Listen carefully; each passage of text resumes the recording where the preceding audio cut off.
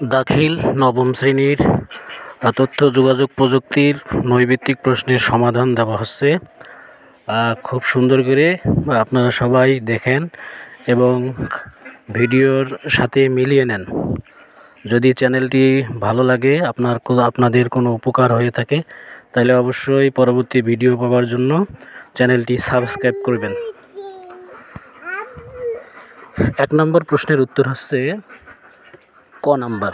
সবাই দেখেন। 2 নম্বর প্রশ্নের উত্তর খ এবং নম্বর প্রশ্নের উত্তর হচ্ছে গ। 4 নম্বর প্রশ্নের উত্তর এখানে দেওয়া নাই, আপনারা লিখে রাখেন। 4 নম্বর প্রশ্নের উত্তর খ এবং 5 নম্বর প্রশ্নের উত্তর হচ্ছে গ। যদিও এখানে দেওয়া নাই, আপনারা খাতায় লিখে রাখেন, এখানে দিতে আমি ভুল করছিলাম, সবাই লিখে রাখেন। 6 নম্বর প্রশ্নের উত্তর হচ্ছে খ, সবাই দেখেন। 7 নম্বর উত্তর হচ্ছে গ আর 8 নম্বর উত্তর হচ্ছে আপনার ক এবং 9 নম্বর উত্তর হচ্ছে আপনার ক নাম্বার।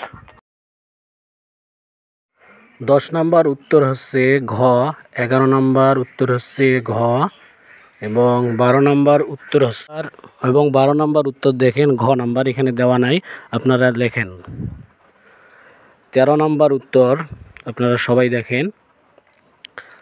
13 নম্বর উত্তর এখানে গ দেওয়া আছে, 13 নম্বর উত্তর গ।